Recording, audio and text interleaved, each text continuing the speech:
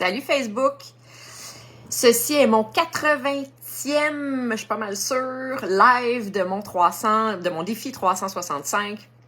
Je le fais plus tôt ce soir. Habituellement, je suis ici autour de 5 heures ou plus. Mais aujourd'hui, je le fais plus tôt parce que j'ai une cliente à 5 heures et parce que j'ai un souper après. Alors, j'aurai juste pas le temps à partir de 5 heures. Comment allez-vous, Facebook, en ce printemps mouillé et gris? Ouais, je pense qu'on est une grosse gang à tirer de la patte un petit peu. Je pense que le monde tire de la patte. C'est la raison pour laquelle j'ai choisi de parler aujourd'hui encore et toujours de la gestion de nos pensées. J'en parle souvent. J'en ai parlé dans le cadre de mon live sur les croyances limitantes, sur la peur. En fait, c'est pas mal à la base de ma pratique, donc c'est sûr que ça revient tout le temps. Mais aujourd'hui, je vais vraiment le mettre au cœur de... Eh boy, ok, mes mains sont vraiment jaunes. C'est ma journée curcuma aujourd'hui. Je faisais mon élixir curcuma gingembre tantôt, ma batch de 2 semaines. Fait qu'une fois par 2 semaines, Émilie, elle a les doigts jaunes sereins, comme cela. C'est aujourd'hui. Ouais, donc aujourd'hui, je vais mettre ce sujet-là, au cœur du live. Ceux qui me suivent pas, les nouvelles personnes qui m'écoutaient aujourd'hui, je vous invite à me dire allô dans les commentaires. C'est le fun de voir qui m'écoute, qui est là. Je sais qu'on n'a pas le réflexe on a plus le réflexe de consommer puis de pas se prononcer, de juste faire comme un voyeur, de regarder puis après ça de partir comme si ça avait jamais existé, comme si ça avait jamais été là. Mais je nous invite à dire bonjour à la personne qui a pris du temps pour créer du contenu, pour vous jaser ça, puis pour vous donner des trucs et des outils. Donc, ouais, peut-être juste me dire bonjour ou hashtag replay si vous l'écoutez en rediffusion, la vidéo. Bref, c'est tout. Alors, si vous êtes des nouvelles personnes, ben vous savez pas c'est quoi que je fais dans la vie. Alors, je suis coach certifiée en santé intégrative et je travaille à partir de 8 piliers de base pour accompagner surtout les femmes, mais en privé, j'accompagne des hommes aussi, à travers un parcours de transformation holistique, de régénération de la santé. Les piliers, c'est vraiment ce qui est à la base d'une santé optimale, globale optimale. Dans ces piliers-là, il y a le mindset, puis c'est un des piliers vraiment à la base de pas mal toutes. Parce que si on laisse carte blanche à nos pensées, si on laisse notre mental s'en aller dans la direction qu'il veut, dans son mode par défaut, ben lui, il va carburer en partant d'un système primitif, qui est celui qui est constamment en train de repérer le potentiel danger imminent. Et donc, il va carburer à la peur puis aux pensées négatives. Ça, c'est si on n'intervient pas. Ce phénomène-là est à la base de tellement de problèmes dans ce monde. Mais vraiment. Quand tu te plonges dans ce principe-là, parce qu'il faut le faire quand on est un adulte, parce qu'on ne s'est pas fait parler de ça dans notre enfance. À l'école, on ne parle pas de ça, à mon grand désarroi. Mais peut-être un jour. Mais donc, si on n'intervient pas, ben on est constamment dans la peur puis dans l'anticipation d'un danger, quelque chose qui va nous tomber sur la tête ou bien, tu sais, on a le réflexe de toujours aller regarder ce qui est négatif autour de nous. Ben, aujourd'hui, j'ai envie de nous donner des trucs pour intervenir, justement, puis changer ce réflexe-là. Je dis nous, puis je le pense vraiment, parce que tout ce que je fais, en fait, j'imagine que vous le savez, mais tu sais, je vais quand même prendre quelques secondes pour le dire. Tout ce que je crée, tout ce que je fais, tous les sujets dans lesquels je me plonge, c'est pour m'aider moi à la base. Tu sais, ça sonne égoïste, mais c'est ça. Tu sais, des psychiatres à la base, de façon générale, vont devenir psychiatres parce que ils ont eu à un certain moment dans leur vie besoin de ces informations-là pour s'occuper d'eux eux-mêmes. Le coaching, c'est la même chose. Demandez à n'importe quel coach ça part tout d'une souffrance quelque part. Ça part tout d'un moment dans leur vie où ils ont été tannés de ressentir ce qu'ils ressentaient, d'avoir la vie qu'ils avaient et qui ont décidé de se reprendre en main. Donc, moi, tous les sujets, toutes mes spécialités, mes petites expertises, ben, je suis allée les chercher selon mes besoins à moi. Je suis devenue l'aide dont j'avais besoin et je continue d'être l'aide dont j'ai besoin. Le mindset, c'est un travail de tous les jours, puis qui est au cœur de ma pratique, comme je disais, mais qui est au cœur de ma vie aussi. À tous les jours, c'est pas magique, mais ça devient de plus en plus facile, par contre. Puis les bienfaits se font ressentir dans notre vie très rapidement. Ouais, donc, en gros,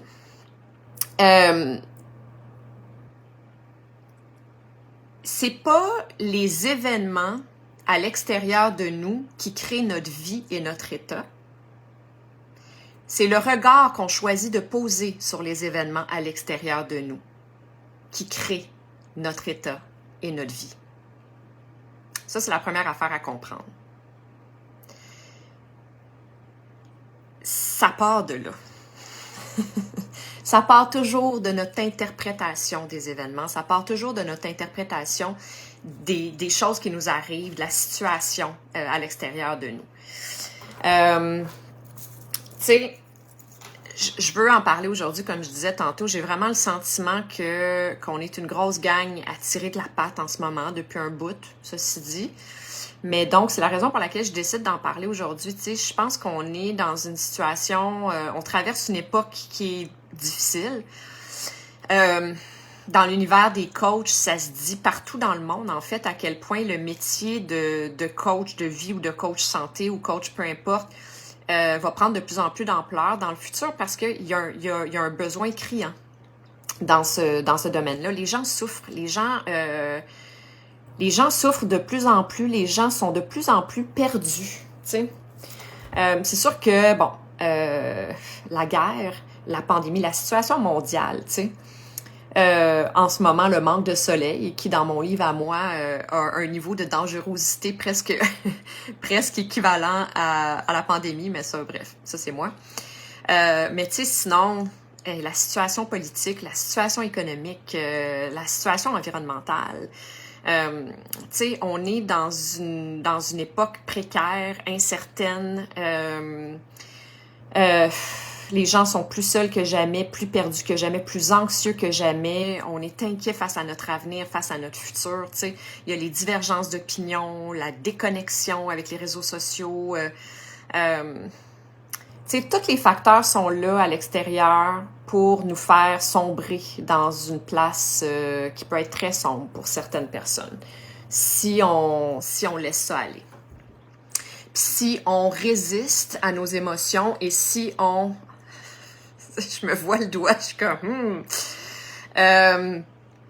Ouais, donc si on se laisse être la victime de nos pensées, en fait, automatiques, c'est là que ça devient dangereux. Alors, de là l'importance de prendre le temps de regarder c'est quoi ce phénomène-là des pensées, qui sont en fait, les pensées sont à l'origine de nos émotions. Tout ce qu'on ressent dans notre corps vient à la base d'une pensée consciente ou inconsciente.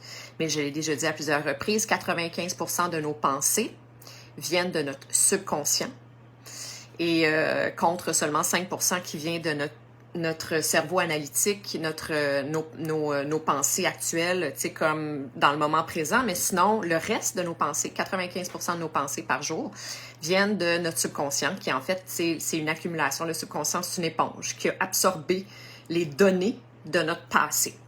Des données qui viennent, dans la majorité des cas, de peur aussi. Salut Dominique, je suis contente de te voir apparaître. Ouais, donc, ce que je disais, c'est que si on laisse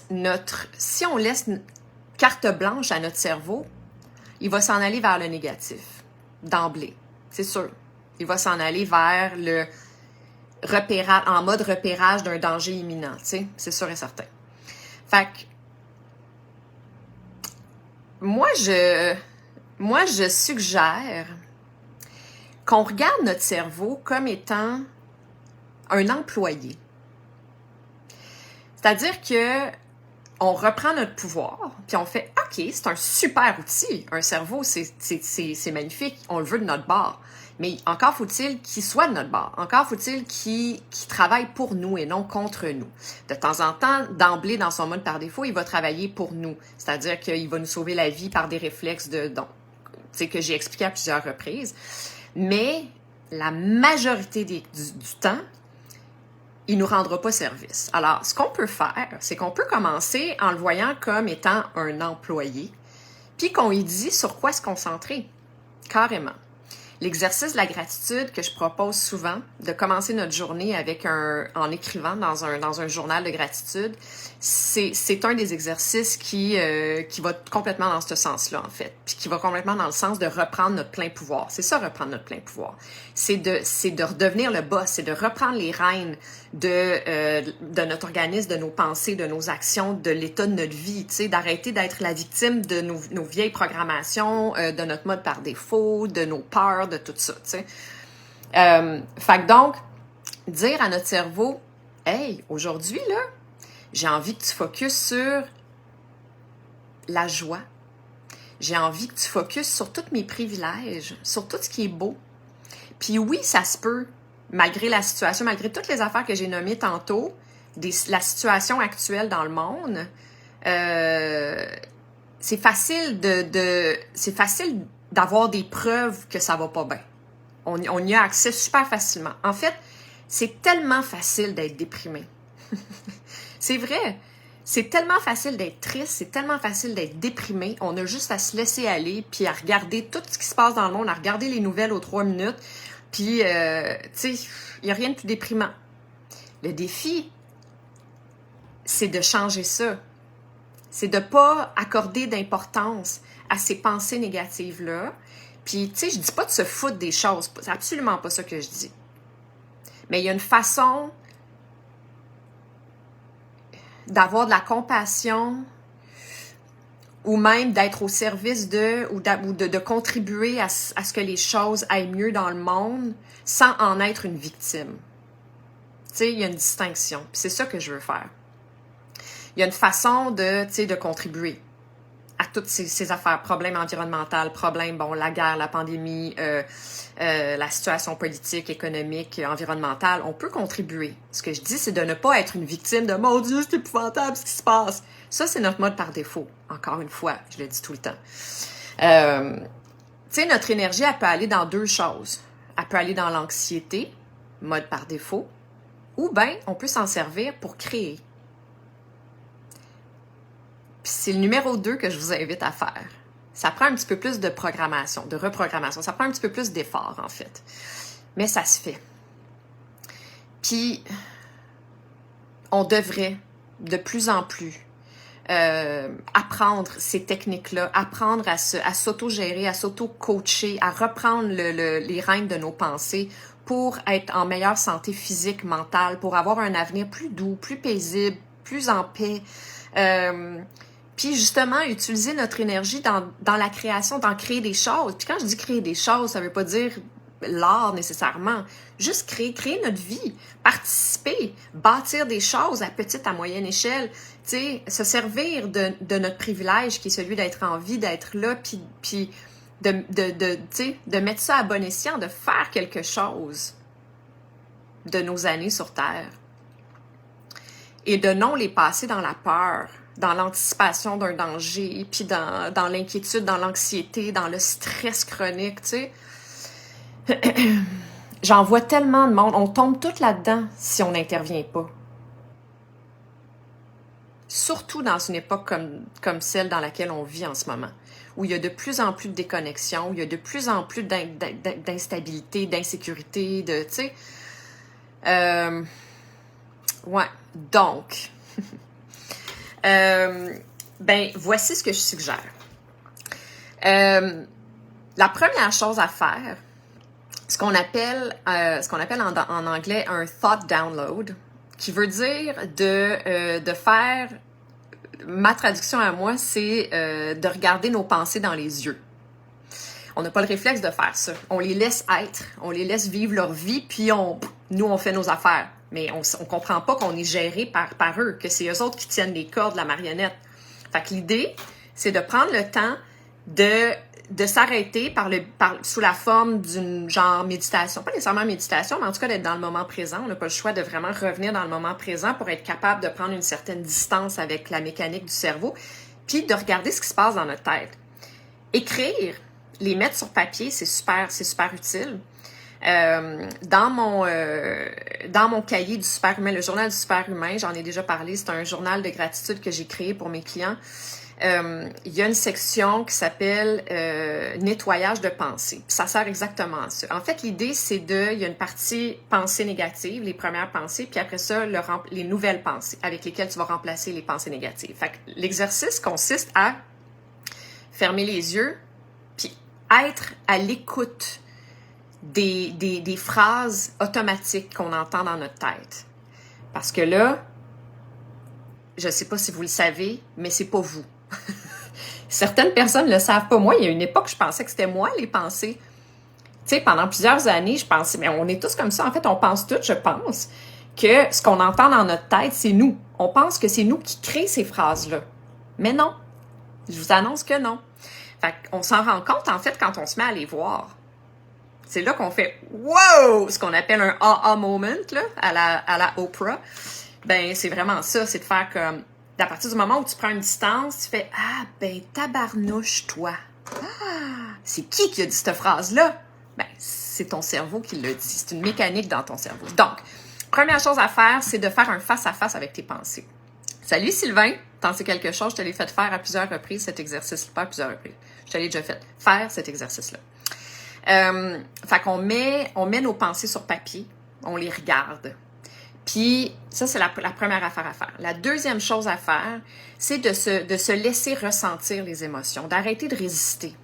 Ça aussi, c'est un mode par défaut. Ça aussi, c'est un réflexe qu'on a. On a le réflexe de se protéger.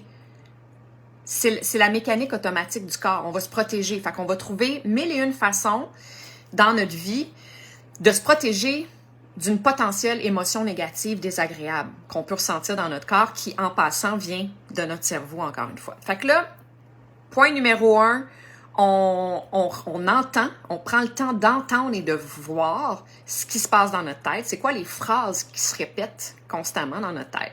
Numéro 2, on se permet de ressentir l'émotion. Les émotions, qui sont soit en lien avec la pensée en question ou l'émotion en ce moment dans notre corps. Celle qu'on essaye de fuir par le biais de la nourriture, par le biais de l'exercice intense, la consommation sous toutes ses formes. Mais ça peut être tout simplement être en train de faire quelque chose, être toujours dans la fuite, tu sais, essayer d'être tout le temps dans être inconfortable dans le silence, être inconfortable seul, c'est souvent parce que on essaie de fuir ce qu'on ressent, en fait. On essaie de fuir une peut-être négative, émotion négative, en tout cas une émotion désagréable. Fait que donc, nous laisser ressentir, parce que quand on arrête de résister, qu'on lâche prise et qu'on laisse l'émotion nous envahir vraiment complètement, elle perd du pouvoir sur nous, numéro 1, puis elle se dissipe. Elle s'en va.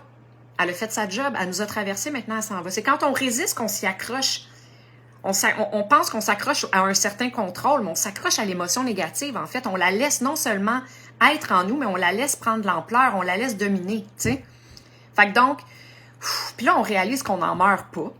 Puis là, on fait comme, OK, ça a fait mal, là, c'était pas super agréable, mais bon, elle est partie. Maintenant, je peux passer à d'autres choses, tu sais. Puis, ensuite, numéro 3, c'est arrêter de réagir face aux pensées négatives parce qu'elles vont toujours être là, les pensées négatives. Elle va prendre, à un moment donné, à la longue, de faire des exercices, genre exercice de gratitude, ménage de pensée, comme je parlais tantôt. De plus en plus, ça va être notre réflexe de pensée positive qui va prendre le dessus, qui va venir de l'avant, tout ça. Mais il reste qu'on a un cerveau primitif. On est fait comme ça, on peut pas le détruire. Il est là. Fait que, tu sais, fait que c'est ça. Donc l'idée, c'est d'arrêter de réagir arrêter de donner du pouvoir à ces pensées-là. Comme par exemple, Bon, la réalité en ce moment, c'est qu'il pleut, il fait gris, puis c'est déprimant en tabarnouche. Je peux me laisser aller là-dedans sans aucun problème. Je peux me laisser aller dans le... C'est tellement déprimant, je peux pas aller marcher. Il fait fret, qu'est-ce que c'est ça, ce printemps-là? Ça fait 8 mois qu'on hiberne, plus capable. Ça génère une énergie négative qui nous tire vers le bas, puis qui fait juste alimenter la déprime. Ouvrir les nouvelles, puis voir où on en est rendu avec la guerre en ce moment. Malgré le fait qu'il faut le savoir, okay, j'entends ma mère qui me dit « Oui, mais tu sais, il faut que tu le saches. » Je le sais. Inquiétez-vous pas, je le sais ce qui se passe dans le monde. Mais, à un moment donné, c'est qu'il faut choisir les choses qui sont bonnes pour notre santé aussi, notre santé mentale, et par le fait même notre santé physique. Et bref, si on écoute les nouvelles puis qu'on entend où on en est rendu avec la guerre en Ukraine, on peut... En fait, notre mode par défaut, c'est d'être en beau. On est fâché, on est épouvantablement triste, on a mal pour ceux qui sont là-bas, on veut hurler, on en veut à l'univers, à l'humanité, on en veut à tout, tu sais, tous ceux qui sont derrière ces décisions inhumaines-là, de partir en guerre, etc. En quoi ça nous rend service? Si on se sert de cette énergie-là pour nous emmener à intervenir ou à contribuer, à être au service de, tu sais, je sais pas moi, participer à faire du bénévolat pour accueillir les immigrés, les immigrants ici au Canada, ou bien envoyer de l'argent, ou bien, tu sais, peu importe c'est quoi, ça c'est une chose. Mais si c'est juste pour venir poser un gros nuage gris lourd sur le top de notre tête dans notre journée, à quoi ça nous sert? Rien. Ça nous sert non seulement à rien, ça nous tire dans la boîte, ça nous tire dans le fin fond des méandres de la vie. Je pourrais continuer le même longtemps. Mais donc, c'est ça, tu sais. Fait que l'idée, c'est d'arrêter de laisser du pouvoir entre les mains de ces pensées automatiques-là. Puis, à la place, de les remplacer. D'essayer de les remplacer par des pensées plus positives. Comment on fait ça? Ben, on s'entraîne à regarder les choses positives, les privilèges auxquels on a accès dans notre vie, et je vous garantis qu'on en a toutes.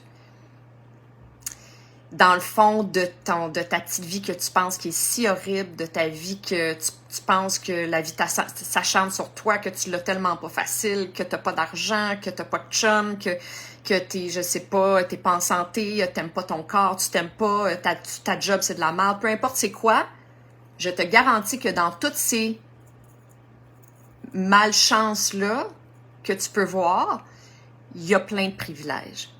Puis c'est en décidant, c'est à partir du moment où on commence à mettre notre focus sur les privilèges, c'est à partir du moment où on commence à mettre la lumière sur les cadeaux que la vie nous envoie, qui sont parfois subtils, que la vie change, puis que notre vie, elle devient non seulement beaucoup plus saine, beaucoup plus agréable, mais que la vie a tout d'un coup envie de nous en envoyer plus.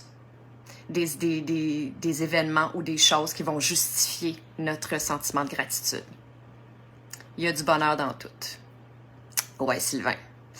Fait que voilà, c'était ça mon petit mon petit message du jour. J'ai une cliente dans 10 minutes, alors je vous quitte. Je vous embrasse tout le monde.